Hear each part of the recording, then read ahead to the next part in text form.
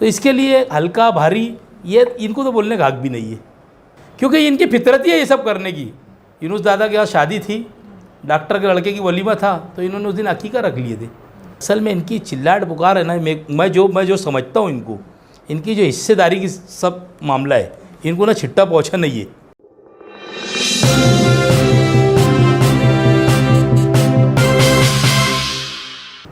मालेगांव शहर में 2 जून बरोज़ जुमा को सांसद इमरान प्रतापगढ़ी साहब मालेगांव तशरीफ़ ला रहे।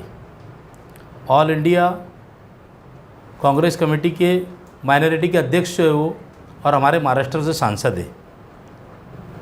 मैं उनको मिलने के लिए गया था और जाने के बाद उनसे मुलाकात हुई। मैंने उनको एक लेटर दिया था कि मालेगांव शहर और यानी नासिक 5 ज़िले का जो है हज का जो जाने का हाजी लोगों का जो रहता है एयरपोर्ट का, वो उज्जर से शुरू किया जाए। मैंने उनको एक लेटर दिया और मैंने बात में उनको कहा कि साहब आप मालेगांव का टाइम दे दीजिए हमको, आप सांसद बने महाराष्ट्र में, आपने एक भी टाइम दिया नहीं। तो उन्होंने 2 जून जगह के ऊपर तारीख फाइनल किया, 2 जून को आने के स्थिति। और मैंने एक उनका शुक्रिया का भी लेटर दिया था। उन्होंने जो सांसद के अंदर मालेगांव पावरलूम सेक्टर के बारे में जो आवाज़ उठाई थी, और उसके ऊपर मेरी बहुत सारी, कम से कम हम लोगों की 15-20 मिनट तक चर्चा हुई कि यहाँ के पावरलूम के में जो सरमायादार लोग हैं इनके लिए क्या करना चाहिए, और जो मज़दूर हैं उनके लिए मैं क्या कर सकता हूँ। कुछ स्कूल वालों के बारे में भी बात हुई। जो लैब के लिए सेंट्रल गवर्नमेंट 20 लाख रुपया अटल स्कीम से देती है, वो स्कीम का मुझे मालूमात थी। मैंने उनको वो भी कहा कि आप जब भी मालेगांव आएंगे तो अटल स्कीम के बारे में वो मैं आपको बताऊंगा, और हम लोगों की अगर आपने मदद की तो हम मालेगांव के अंदर कम से कम 150 स्कूल को 20 लाख रुपया लैब के लिए मिल सकता। सारी तफसील होने के बाद उन्होंने 2 जून को मालेगांव आने का वादा किया। 2 जून को शाम में 7 बजे से रात में 10 बजे तक अंसार जमात खाना कंपाउंड के अंदर एक इस्तकबालिया जलसा है उनका। वो होने के बाद 3 तारीख को सुबह हाफिज़ याकूब गार्डन के अंदर वो नाश्ता करेंगे, और मालेगांव के तमाम सरमायादार जो तंजीमें हैं उनको हम लोग 1-2 रोज़ के अंदर दावतनामा देंगे। सबको बुलाने वाले हम जो सरमायादार लोग हैं वो है स्कूल के जो ज़िम्मेदारान हैं, जो मिली तंजीमें हैं, कुल जमाती तंजीम है, जमीयतुल उलमा है, सुन्नी जमीयतुल उलमा है, इन सबको हम लोग बुलाने वाले। उसके बाद मैंने उनको एक लेटर दिया था कि मुझको कुछ फ़ंड चाहिए, निधि। उन्होंने देखकर निधि मुझे ये कहा कि एजाज भाई, मैं निधि तो देने के लिए तैयार है, मैं जलसे के अंदर जब आऊँगा उस दिन मैं एक ऐसा चौंका देने वाला ऐलान करूँगा मालेगांव के लिए निधि, कि आपके शहर के लोग भी कहेंगे मेरे वो इल्म के अंदर है वो चीज़। और उनसे वो माले में मेरी गुफ्तगू भी हुई। इंशाअल्लाह ताला मैं समझता अगर वो आकर उनके मुंह से ऐलान करें तो बड़ी अच्छी बात है, वो शहर को कुछ दे के जाएंगे। तो ये सारे प्रोग्राम्स हमारे 2 और 3 तारीख को होने वाले हैं। और जो काम की बात है वो हम जब हमारे ऊपर एक काम का बोझ पड़ेगा तो हम खुद जाकर उसको फॉलोअप लेंगे दिल्ली और काम करके देंगे। मेरे सामने सबसे बड़ा मसला जो है उज्जर एयरपोर्ट से हज के लिए जाने वालों के लिए प्लेन चालू होना चाहिए, ये मेरा 1 नंबर का मुतालबा है। ये सारी बात सुनने के बाद उन्होंने ये खुश हुए, उन्होंने देखकर ये कहा, और उसके दिन ही कहा उन्होंने उनके पीए को, कि ये ज्योतिर्दित्य राज सिंधिया जो एमपी के जो है वो पहले कांग्रेस के मिनिस्टर थे, उनके पास ये खाता है और उनके पास ये पाठ पुरावा करूँगा बोले मैं जाके, और ये मैं खुद ये एक बड़ा काम आपने लाया और बड़ी अच्छी बात है। अगर अपन कौम को कुछ दे सकते तो उसके अंदर ये भी एक चीज़ है कि 5 ज़िले का अगर वहाँ से हो जाता है तो ये बहुत अच्छा काम हो जाएगा, जिसके अंदर जो बम्बई जाना पड़ता और जो लोगों को इतने लंबा सफ़र करना पड़ता, और अपने नासिक वालों को भी हो जाएगा, मालेगांव वालों को भी, मुझे बहुत सारी सहूलत होगी। उसके लिए मैंने जद्दोजहद करके, मैं समझता हूँ शायद आप लोग हैरत करेंगे कि मेरी लाइफ के अंदर मैं पहली टाइम दिल्ली गया था। आज तक दिल्ली नहीं गया था मैं। बहरहाल जाके आया, काम काज की ये हो गई, ठीक है। आप जब भी काम काज करने की बात रहेंगी तो मैं दिल्ली जाऊंगा उनके पास, और उन्होंने कहा कि बिला झिझक आओ, जो काम रहेगा मैं करने के लिए तैयार है। पार्टी एक समुंदर है, एजाज बेग रहेगा या नहीं रहेगा और कोई दूसरा भी रहेगा, इसकी एक वोट बैलेंस वोट है। कोई चले भी गया तो उससे कोई फ़र्क हो रहा, उसको कांग्रेस को पढ़ने वाला नहीं है। जो जाएगा उसके मानने वाले रहेंगे वही जाएंगे। पार्टी की अपनी जो वोट है वो अपनी जगह के ऊपर कायम रहने वाली वोट है। मेरे आने से जो मैं लोगों से मुलाकात किया और जो लोग इनको पसंद नहीं करते थे, जो माजी में कांग्रेस संभालते थे, ऐसे लोग भी वो मेरे साथ जुटे और मेरी उनसे सारी बातें हुई और वो कामकाज के तरीके से हम कामकाज कर रहे हैं। आपने देखा है जब से मैं कांग्रेस अध्यक्ष बना हूँ मैं मेहनत करता हूँ, लोगों से मिलता हूँ। और ऐसे तो आप काम के बारे में बोलेंगे तो मेरे बारे में, काम के बारे में मुझे कोई बोल नहीं सकता। मालेगांव का 2001 का फसाद से लेके 2 बम ब्लास्ट हो, कोरोना का पीरियड, 2 टाइम कोरोना का पीरियड के अंदर मैंने जान की बाजी लगा के मालेगांव शहर के अंदर काम किया। रात भर जागता था। मेरी माँ बहन लोग जिनको क्वारंटाइन कर देते थे वो परेशानी हाल में रहते थे, हर जगह मैं पहुँचता था। काम के बारे में तो मुझे कोई बोल ही नहीं सकता कि भाई काम नहीं रहा। बहरहाल ऐसी है कि थोड़ा और जद्दोजहद करने के लिए कांग्रेस के अंदर कितनी मजबूती ला सकते, उसके लिए तो मैं जद्दोजहद रोज कर रहा हूँ। नहीं, ये सवाल इसलिए पैदा होता है कि साबिक एमएलए बोलते हैं कि एजाज कितना भारी है, तो इसके ऊपर आप क्या कहेंगे? देखो ये भारी और हल्का, मेरे बड़े हैं, मैं उनको क्या जवाब दूँ, मैं उनको ना जवाब नहीं देना चाहता, क्योंकि उम्र के आखिरी यानी आदमी की एक उम्र का एक ये रहता है। आज उनकी उम्र नहीं है कि मैं उनको जवाब दूँ, है ना। ठीक है, मुझे बोल लिए उन्होंने, मैं उनको बारे में अगर जवाब देने बैठूँ तो बहुत सारी जवाब दे सकता हूँ मैं। आज उनको उनके उम्र के आखिरी हिस्से के अंदर आदमी रहता ना तो नहीं, उनको नहीं बोलना चाहिए। अगर मेरी बात उनको बुरी लगे वो मुझे बोल देंगे, चलेंगे, चलो मैं समझ लिया। आज मुझे बोलने के लिए तो बहुत रास्ते उनको, मैं नहीं बोलना चाहता। अगर मैं बोलूँगा तो फिर वही बोलेंगे उन्होंने मुझे बोल दिए भारी है कि हल्का है, चुन कर आऊँगा कि नहीं आऊँगा। चुन कर आना नहीं आना ये तो किस्मत की बात है। मेरे अच्छे अमाल रहेंगे तो मुझे लोग वार्ड में चुन के देते। ठीक है, तुम्हारा टिकट कोई जन्नत का नहीं था कि मैं 3 टाइम तुमने दिया और मैं चुन के आ गया। मुफ्ती साहब ने 2 टाइम दिए, मैं चुन के आ गया, 5 टाइम आया ना चुन के। मेरी अहलिया 10 साल से ही, तो इसके अंदर हल्का और भारी की बात नहीं रहती। वो वार्डों के लोग मेरे फैसला करेंगे कि मुझे चुन के देंगे कि नहीं देंगे, ये तो वक्त बताएगा। और ज़रूरी नहीं है, ये तो अल्लाह की तरफ से रहते, सब फैसले अपन उतार लेंगे। ज़िंदगी और मौत का भरोसा है कि किसी का। अगर ये अतीक कमाल भाई हमारे को 2-3 वो हफ्ते में ऐसा हो रहा था हमारा कि वो ये मैं रोड के काम के फाइल लेके दौड़ रहा था और वो संडास के लिए 2 यूनिट के लिए वो भी दौड़ रहे थे, तो हमारी रोज़ कम से कम मुलाकात हो रही थी। ऐसा हफ्ता भर हुआ कि हमारी रोज़ मुलाकात हो रही थी ना, तो जब मिले तो उतनी दुआ सलाम हमारी बात हो जा रही थी। एक दिन सुबह सुबह फ़ोन आ गया अतीक कमाल साहब का इंतकाल हो गया। तो मैंने 100 साल की कोई ज़िंदगी लिखा के नहीं लाया, ये तो ज़िंदगी और मौत के हाथ में है। चुन के आना नहीं आना जान दो, जब तक मेरे अगर तकदीर में लगोगे लिखा रहेगा कि मैं खिदमत कर सकता हूँ, मैं हर हाल में करूँगा। और जिस दिन नहीं रखा तो वो तो ख़त्म हो जाएगी बात। तो इसके लिए हल्का भारी ये इनको तो बोलने का हक भी नहीं है। इसमें कोई शक नहीं है कि काम की बुनियाद पर हमेशा लोगों ने आपको चुना है और शहर भर में आपकी मकबूलियत है, मगर एक महदूद हिस्से तक जो है आपके पॉलिटिकल जो फॉलोअर्स थे वो रहे या लोगों ने चुनकर दिया। पूरे शहर के और ख़ास तौर से इतनी पुरानी जो पार्टी है कांग्रेस, उसकी जिम्मेदारी है। कितना मजबूत आप अपने आप को समझते हो और कितना बड़ा चैलेंज आपके लिए? देखो ये कांटो भरा ताज था और मैंने पहना, मुझे मालूम है इसके लिए कितना चैलेंज है। तो मैं इतना तो कम से कम कर लूँगा कि कारपोरेशन के अंदर कांग्रेस के बगैर कोई मेजॉरिटी बनाएगा नहीं, इतना तो मैं बता दूंगा। कारपोरेशन का कल इलेक्शन होगा जब देख लेना। इतना तो शहर के अंदर मेरा है, मेरे चाहने वाले, मेरी रिश्तेदारी। आपने असम्बली इलेक्शन के टाइम देखा था मुफ्ती इस्माइल के इलेक्शन के अंदर किसने कितना रोल अदा किया और सबसे बड़ा रोल कितना था और मैंने कितनी वोट दिलाया था, ये मुझे मालूम है। तो मेरे को मैं है, आज मैं हर हिस्से के अंदर हर कहते भाई ये कैसा है, ये दबाव का राजकारण करते लोग, इनसे डरते। या कोई आता है ना, आज देखेंगे मेरे साथ फोटो, कल उसके बाद पहुंच जाएंगे, उसको दम डाटी देंगे। ये सब इनके असल में इनकी रोटी रोज़ी है।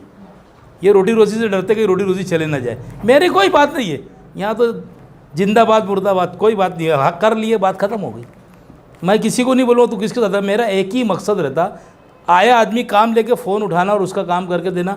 कहाँ से आया, कौन से महल्ले का है, कौन सी पार्टी का है, मुझे कोई लेना देना नहीं रहता। मैं ना जानता ना पहचानता, उसका काम करके देना मेरा मकसद है। वो मेरे तक पहुँचता, मैं उसका काम करता। आने वाले कॉर्पोरेशन इलेक्शन में कांग्रेस पार्टी कितनी ताकत के साथ इलेक्शन लड़ेगी या कितनी सीटों पर लड़ेगी, ऐसा कुछ अभी तय किया है? अभी सारी चीज़ों का आदेश पार्टी हाईकमान से भी आएगा। कॉर्पोरेशन का जब इलेक्शन लड़ेगा पार्टी के ऑब्जर्वर आएंगे और उसके जैसी हालात रहेंगे, जैसे अपन हाँ तो उनको बताएंगे अपन कैसे करेंगे। एक बात ये कि जो प्रोग्राम होने वाला है तो ऐसा कहा गया है कि मुशायरा है तो लोग ज़्यादा तादाद में जाएंगे। मुशायरा से ये देखो, बात मुशायरा है कि क्या है, हमने उनका इस्तकबालिया प्रोग्राम रखा है ना, उनके चाहने वाले कितने हैं वो तो हर हाल में आएंगे। आप अगर ये बोलते होंगे कि मुशायरा है, मेरे वहाँ पर उन्होंने एक बात भी बोली, कितनी नादानी की बात है। मालेगांव के अंदर तो ऐसा है कि ईद की नमाज़ पढ़ के लोग 11 साढ़े 11 बजे आते हैं, वो सो जाते हैं। मैंने हमारे विधिमंडल के जो नेता है थोरात साहब, उनको कहा था कि साहब हमारे यहाँ पर ईद के रोज़ है ना, लोग शाम में सो के उठते, तुम मत आओ। उन्होंने ये कहा, ये कह कर आया था कि भाई मेरे को 10-20 लोग भी रहेंगे, मुझे, मैं तुम्हारा सिरकुरमा खा के चले जाऊँगा। तो वो 200 लोग थे कि 400 लोग थे। आप अगर 1 लाख लोग आ रहे तो बोलेंगे कि यार 1 लाख लोग सुनने के हंसते आ रहे। तो ये सब बातें जो रहती ना, नाचते नहीं आए तो आंगन टेढ़ा की जो मिसाल है ना, वो है। क्योंकि इनकी फितरत ही है ये सब करने की। यूनुस दादा के यहाँ शादी थी, डॉक्टर के लड़के की वलीमा था, तो इन्होंने उस दिन अकीका रख लिए थे। तो अगर इनको ऐसा कुछ लगता होगा इनके लोगों को रोकने का, तो इन्होंने और कोई प्रोग्राम कर लेना इनका। हम तो कोई लोगों को बुलाने के हस्ते इनके जा नहीं रहे कि नहीं तुमको आना ही पड़ेगा। हमारा इस्तकबाली हमारी पार्टी का सांसद है, हम लोग को तो उनको बुलाना है। हमने उनको दावत देकर यार अच्छे से शान और शान से उनका इस्तकबाल करने का रहेगा, वो हम इस्तकबाल की तैयारी में लगे। पूरी 2 तारीख को उनका अच्छे से अच्छी तरीके से इस्तकबाल करेंगे, उसके अंदर कोई दो राय नहीं। अभी पालक मंत्री हैं और उनकी जानिब से करोड़ों रुपए के फंड दिए जा रहे हैं, तो इस पे एनसीपी जो है वो बार बार सवाल उठाती है कि उसमें बदनवानी हो रही है या काम नहीं हो रहा है। कांग्रेस पार्टी की तरफ से इस तरीके का कोई भी जवाब या उस मामले में कोई भी अभी तक वजाहत नहीं आ पाई है, या आपने अभी तक कोई बयान नहीं दिया, तो इस पर आप क्या कहेंगे? देखो, इसका मामला ऐसा है, नई शादी होती ना तो साले बहनों का बहुत जमता।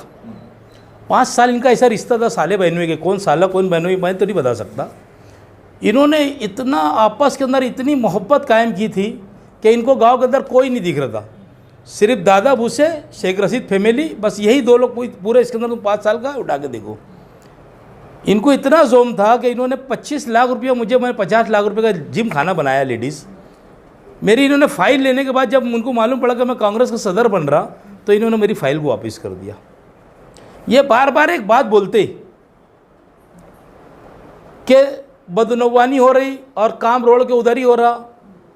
सिर्फ एक सवाल का इन्होंने मुझको जवाब देना कि ठहराव करके देने वाले महासभा में आप खुद थे, आपकी अहलिया, आप महापौर थे, आपने उसको महासभा के अंदर उसको विषय लिया, और जितने काम आए महासभा के विषय के सिवा, वो ठहराव के सिवा नहीं हुआ।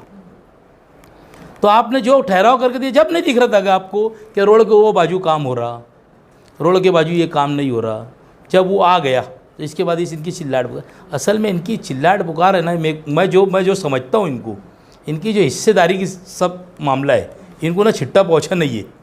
इसके वास्ते ये दादा भूसे कर रहे यार, रोड ख़राब बन रहा, ये हो जा रहा। अगर इनको जो है 10% अभाव दिया गया, म्हणजे 100 करोड़ के ऊपर 10 करोड़ रुपया अभाव है। अब 10 करोड़ रुपया अभाव के अंदर है, तो अब इनको कुछ पहुँचा नहीं होगा, तो ये बार बार ये बोलते। ये असल में क्या है, ये लोगों को गुमराह करते। अभी इन्होंने प्राइवेट बिजली कंपनी को इन्होंने लाए, इन्होंने कभी बोले कि हमने लाए? ये तो मैं पहले रोज़ से चिल्ला रहा हूँ। क्यों ये दोनों लीडरान मालेगांव के अंदर क्यों जिम्मेदारी नहीं लेते कि भाई हमने प्राइवेट कंपनी को लाया? ये पुल 6 साल से बन रहा, आज तक के क्यों नहीं ये पूरा होता पुल? ये बुर्ज खलीफा का बन रहा क्या, दुबई का पुल? तो ये सारी चीज़ें जो है ना, इन्होंने पूरे शहर को, घर पट्टी का मसला है, इन्होंने ठहराव किए, एक कंपनी को इन्होंने ठहराव दिए और वो कंपनी ने ठहराव कर दी। मैंने असलम अंसारी कुछ दिन बोला, क्या बेवकूफ़ समझते कि शहर के लोगों को तुम ठहराव करके तुम देते, और तुमको प्रेस कॉन्फ्रेंस तो लेने का बोलते हैं कि कमिश्नर केरपट्टी बढ़ा रहा, बढ़ाने वाले तुम, सब करते तुम, और केरपट्टी बढ़ाने का तुम बोल रहे कि कमिश्नर ने केरपट्टी बढ़ा दिया। ये इन्होंने ठहराव करके दिए थे नागपुर की कंपनी को। नागपुर की कंपनी ने ये ठहराव घर सर्वे किया, और सर्वे करने के बाद 3 गुना तुम्हारे को आप घर पट्टी आएंगी, ये शहर की हालत रहेंगी। ये करते सब है। ये लोग असल में क्या है, ये झूठ को इतनी ज़ोर से बोलते कि लोग सच समझे। ये इनका बैकग्राउंड अगर इनका देखा जाए ना, ये बार बार आते इक़्तिदार के ऊपर काम कर लेते, झूठ बोलते। सिंगापुर बना देंगे, ठेका दिए इन्होंने इसका सफाई का, 2 डैम इन्होंने 4 डैम इन्होंने विषय लिए कि टेंडर रद्द करने का। बहरहाल कहीं ना कहीं तोड़ी कर लेते, ये मामले को ख़त्म करते। ये शहर की जितनी हालत ख़राब है ना सफाई के मामले में, इसके ज़िम्मेदार भी शेख रशीद फैमिली है। क्या दादा उसे ख़राब काम कर रहा, तुमने नहीं किए? कि 5 साल का तुम्हारा अगर रिकॉर्ड देखा जाए, बहुत ज़्यादा नहीं बोलता, शब बारात के दिन कब्रस्तान के पास रोड बना, बड़े बोर्ड लगे, और ईद के बाद वो रोड पूरा बह गया। तो ये किसकी जिम्मेदारी है? दादा उसे ख़राब काम कर रहा, तुम्हारा तो तुम बता लो। तुमने 5 साल इक़्तिदार के अंदर कितनी बदनवानी की है। अगर कुआं बोलेंगे तो भी बस नहीं होगा, इनकी तो खाई बताना पड़ेगी, इन्होंने इतनी बदनवानी की है सर। नहीं तो अगर रहूँगा मैं चैलेंज करता इनको, तुमने लगाओ सामने आमने टेबल, और तुम भी आओ, मैं भी आता, मेरे खिलाफ भी तुम बोलो मैंने क्या बदनवानी किया और तुमने क्या किया, मैं बोलता। खासदारी का जो मामला चल रहा है वो क्या है? देखो ये असल में चाहते हैं कि भाई हम लोग तोप का लाइसेंस मांगेंगे तो बंदूक का मिल जाएगा, तो ये असम्बली का निशाना है इनका, और दोनों में नहीं होगा ऐसा। कल जितनी मजबूती से मुझे बात रखना थी रख दिया मैंने, वापस उन्होंने 2 तारीख को मीटिंग रखे, यानी 2 तारीख को पूरे महाराष्ट्र की मीटिंग है वहाँ पर अलग अलग, यानी धुलिया मतदार संघ की है तो उतने ही अध्यक्ष जितने उसमें उनको लेके बैठेंगे। तो आज मुझे मेल आया, मैं 2 तारीख को तो जा नहीं सकता क्योंकि यहाँ का प्रोग्राम है, मैंने जो बोलना था कल वहाँ के लीडरान को बोल दिया। तो उसके अंदर कोई कंप्रोमाइज़ नहीं, मैं क्या वो लीडर खुद कंप्रोमाइज़ नहीं करने वाले हैं। लीडर का बोलना ये है कि मैं ऐसे वक्त के अंदर इन्होंने पार्टी छोड़ के भागे जब मैं अध्यक्ष बना, तो लोगों को ऐसा लगा कि यार नाना भाऊ अध्यक्ष बने तो मुसलमान पार्टी छोड़ के जा रहे, ऐसा मैसेज गया इनकी वजह से बोले। तो ये तो मैं बोलूँगा और ये बोलेंगे, वो कुछ नहीं है, वो खुद पार्टी के दोनों सीट वो खुद ले लेंगे। और आमदार के लिए जो रहेगा तो वो कांग्रेस को जाएगा या एनसीपी को जाएगा? अरे भाई कांग्रेस को जाएगा ना, इसी का से सीट दे देंगे। दोनों सीट का मामला है, कांग्रेस के अंदर अपना लोकसभा का भी और विधानसभा का भी है। ठीक है, हक है इनको भी मांगने का, इन्होंने भी हक कर लेंगे।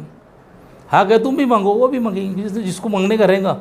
अब इन्होंने इन डिमांड पार्टी के लिए नहीं करे इन्होंने कि भाई एनसीपी को सीट छोड़ा जाए, इन्होंने इनके घर के लिए डिमांड करे। और डिमांड में तो ये भी कर लिया उन्होंने कि मुझे नहीं देंगे तो मेरी अहलिया की भी तैयारी है। इन्होंने पार्टी के लिए नहीं मांगे टिकट, इन्होंने जो टिकट मांगे ना इनके घर के लिए टिकट मांगे। और हम तो पार्टी के लिए बोल रहे भाई, हम तो इतने बड़े लोग नहीं है कि हम लोकसभा लड़ेंगे। जो पार्टी का उम्मीदवार रहेगा हम काम करेंगे उसका। यानी कम उम्र के एक मुसलमान को कांग्रेस पार्टी ने कुछ दिया, मालेगांव शहर के अंदर एक अच्छा इस्तेकबाल उनका होना चाहिए। आज कर्नाटक में भी उन्होंने अपनी बात का लोहा मनवाया, और हर जगह जाते हैं वो अपनी शायर शायरी के ज़रिए वो लोगों को राग़िब करते। ऐसे शख्स को Maharashtra all India Congress committee ने महाराष्ट्र से सांसद बनाया है। मैं मालेगांव शहर के लोगों से यही अपील करूंगा कि भाई ज़्यादा से ज़्यादा तादाद के अंदर 7 बजे अंसार जमात खाने में पहुंच जाए, और इंशाअल्लाह ताला एक अच्छा उनका इस्तकबाल होगा। हम पूरी तैयारी से यानी हम पूरी तैयारी में हमारे कार्यकर्ता सब, और एक अच्छा इस्तकबाल करेंगे।